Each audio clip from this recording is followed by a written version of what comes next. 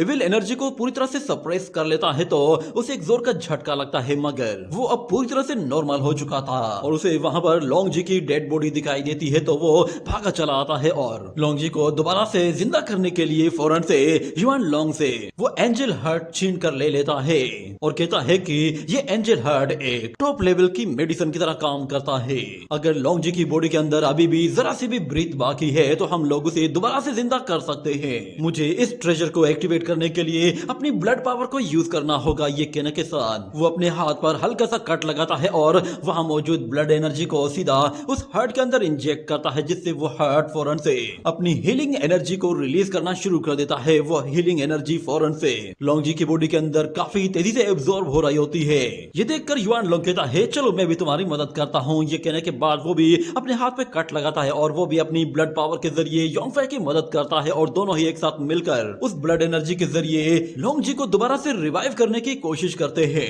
मगर कुछ ही देर के अंदर वो हार्ट काम करना छोड़ देता है क्योंकि उन लोगों की ब्लड एनर्जी बहुत ही ज्यादा कम होती है। योंगफei कहता है कि तो मुझे और भी ज्यादा ब्लड एनर्जी यूज करनी होगी ताकि मैं इसे हील कर सकूं। ये कहने के बाद वो अपने दूसरे हाथ पर भी कट लगाता है और दोनों हाथों के साथ ब्लड पावर को यूज करता है। उसकी बॉडी से बहुत ही स्पीड के साथ ब्लड बहने लगा था, जिसकी वजह से उसकी अपनी जान भी खतरे में आ गई थी और युआन लोंग उससे कहता है कि ऐसा मत करो, कहीं ऐसा ना हो कि उसे जिंदा करने के चक्कर में तुम खुद मारे जाओ। अगर योंगफei रुकने का नाम नहीं लेता, वो कंटिन्यूसली अपना ब्लड यूज किए जा रहा था, यहाँ तक कि उसके मुंह से भी खून आने लगता है और नाक से भी खून बहने लगा था। वो लोंगजी को हर हाल में रिवाइव करना चाहता था क्योंकि वो पहले ही यूशियन की मौत का सदमा बर्दाश्त नहीं कर पाया और उसकी वजह से वो 10,000 साल से पछता रहा था और अब वो लोंगजी की डेथ की वजह से पछताना नहीं चाहता था, इसीलिए वो हर हाल में उसे रिवाइव करना चाहता है। हमें दिखाया जाता है कि उसकी आंखों तक से भी खून निकलने लग गया था। वो इतना जोर लगा रहा था कि